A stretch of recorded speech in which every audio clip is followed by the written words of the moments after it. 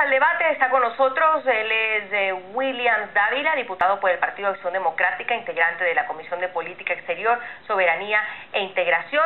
También está junto a mí Felipe Bolán, analista político. ¿Me confirma si está el señor Amoroso, por favor? No lo tenemos, estamos ubicándolo al señor Elvis Amoroso, también diputado por el PSV. Señor Dávila. Le escucho, Andrea. Ok, esperemos un segundo que tuve que cortar y ya regreso. Debatimos ese tema. Saludo desde Mérida, Venezuela, Williams Dávila, diputado por el Partido Acción Democrática. Desde Caracas también está ya con nosotros Elvis Amoroso, diputado por el PSV, presidente del Comité de Postulaciones Judiciales, y continúa desde nuestro Centro Internacional de Noticias, Felipe Bolán, analista político experto en relaciones internacionales. No me queda mucho tiempo para este debate, pero no quería cerrar el programa sin que lo tratáramos, así sea brevemente, y podemos, igual en otros programas, ir escarbando en lo que ha sucedido en Venezuela. Señor Dávila, ¿por qué es inconstitucional, como lo ha dicho la oposición, la elección de los magistrados y también la elección de estos, del Contralor, de la Fiscalía, de las autoridades del CNE? ¿Por qué es inconstitucional? Bueno, primero, muy buenas noches, Andrea, y un saludo pues a todos los televidentes de NTN 24 en América Latina, en los Estados Unidos y en el Caribe. Bueno, mira, el tema del poder ciudadano tiene una interpretación, lo que yo denomino dentro del contexto del falseamiento de la Constitución. ¿Por qué? Porque interpretan el artículo 279 de una manera muy distinta a la señalada en el mismo artículo, cuando exige la presencia de las 2/3 partes de una mayoría calificada para nombrar los integrantes del poder ciudadano.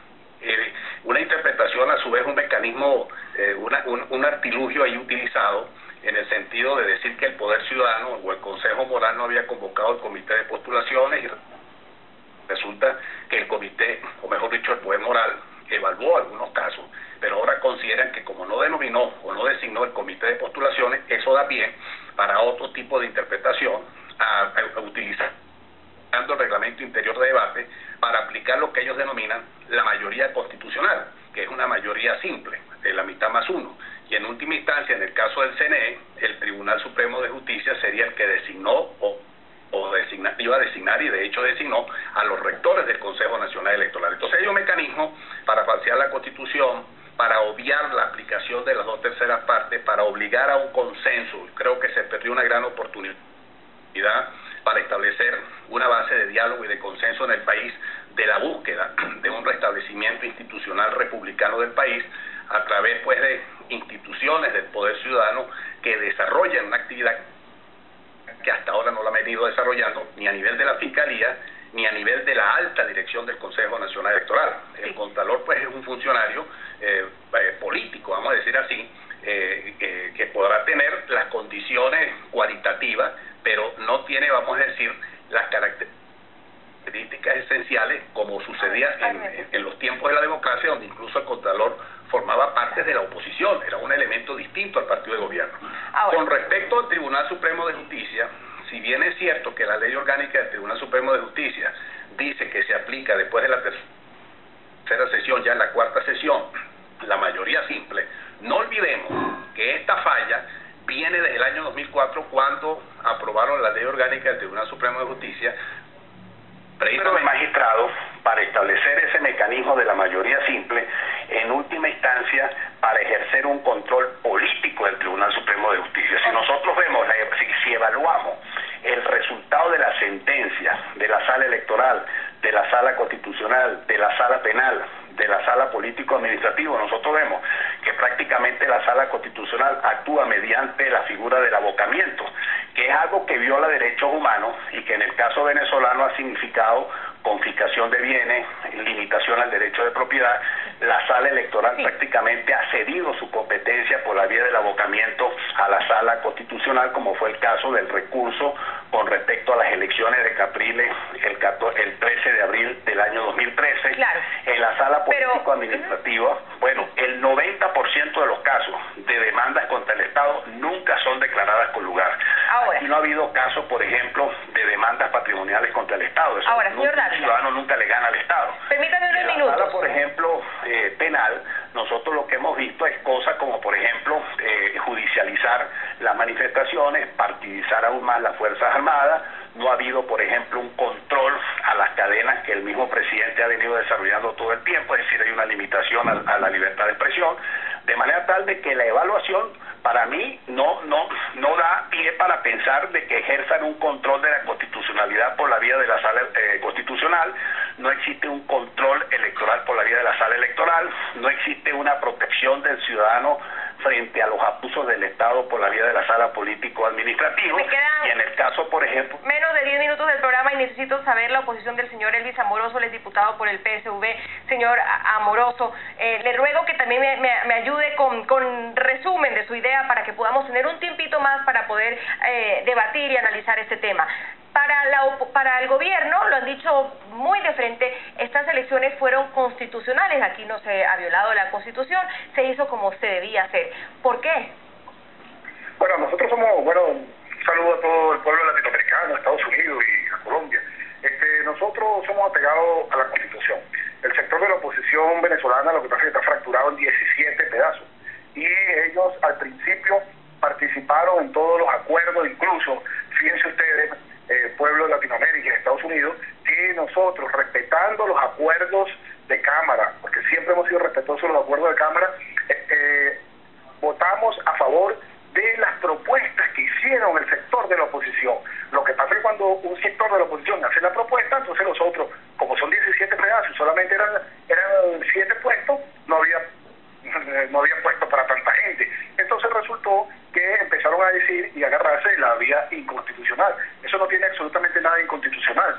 Ellos dicen, hablan de inconstitucionalidad y nunca mencionan qué artículo, porque el artículo 279, que habla del poder ciudadano, cómo se designa el poder ciudadano, hay una parte que dice que lo designa la Asamblea Nacional, y como no dice qué votos se necesitan, si son las 2/3 partes, las 2/5 partes o mayoría simple, nosotros acudimos al Tribunal Supremo de Justicia, a la Sala Constitucional del Tribunal Supremo de Justicia, que es la última intérprete de la Constitución, como en Colombia, como en Estados Unidos, como en Europa, y ahí ellos dijeron que mientras no existe una votación definida, se considera que es mayoría simple. El reglamento interior y de debate de la Asamblea Nacional también dice exactamente lo mismo. En el caso del Tribunal Supremo de Justicia, la ley orgánica del Tribunal Supremo de Justicia, artículo 38, establece claramente cuál es el procedimiento para designar a los magistrados del Tribunal Supremo de Justicia.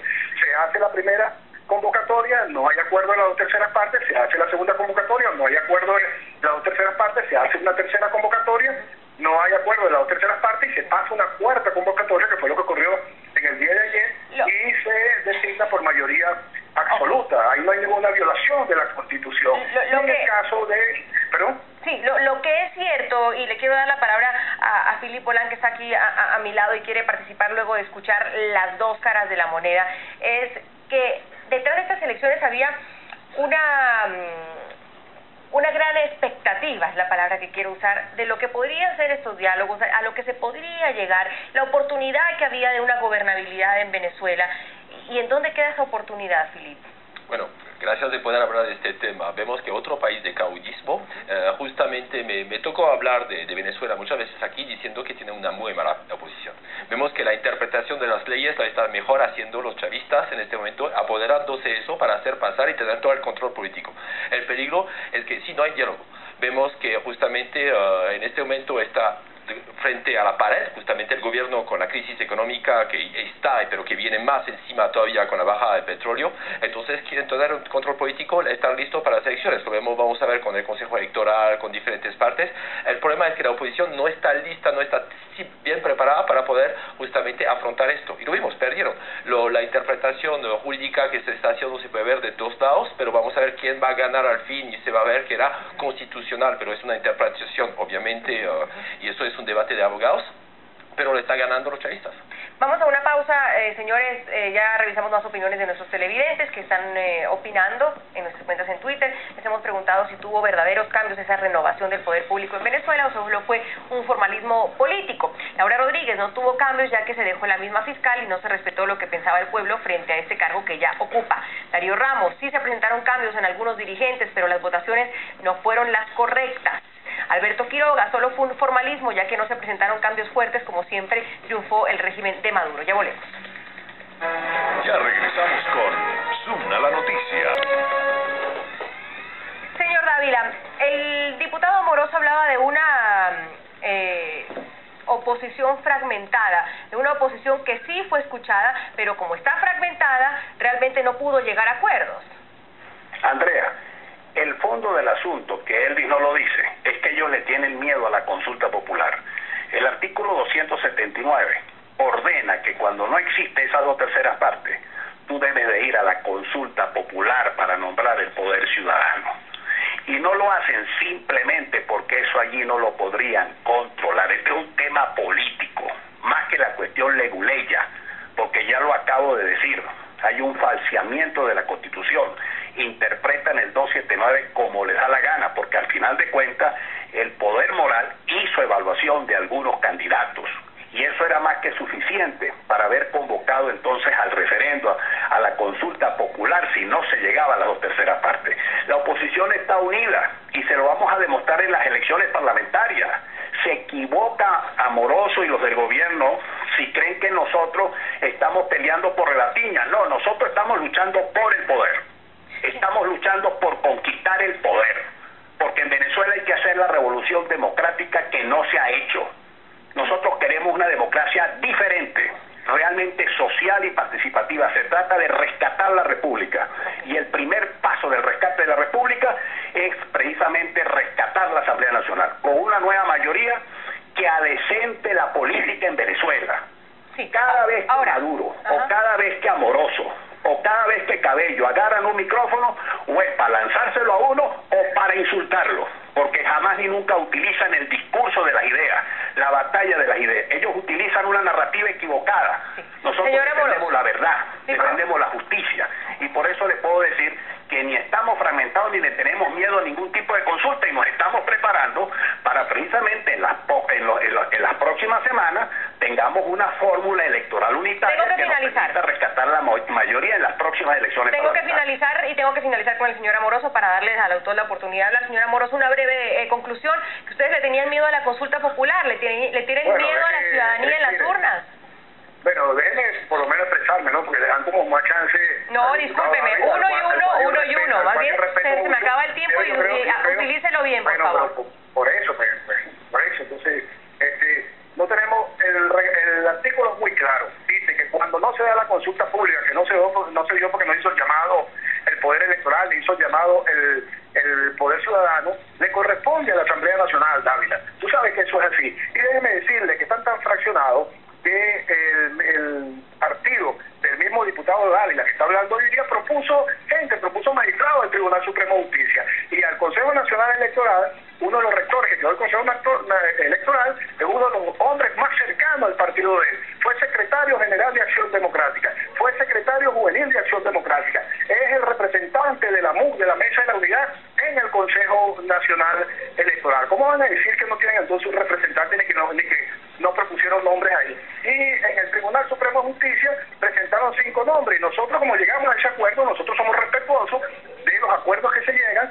Ellos se retiraron porque están divididos en 17 pedazos, eran 7 puestos y no quisieron participar, se retiraron, pero nosotros asumimos responsablemente, porque creemos en el diálogo, creemos que en una situación como esta de los poderes públicos es necesario que participen todos los sectores, y por eso se designaron a los 5 magistrados que propuso la oposición venezolana, y se designaron los 3 rectores al Consejo Nacional Electoral que propuso el sector de Acción Democrática, el señor Dávila que está hablando ahí, que es diputado, que ha sido gobernador, que es un hombre de mucha experiencia.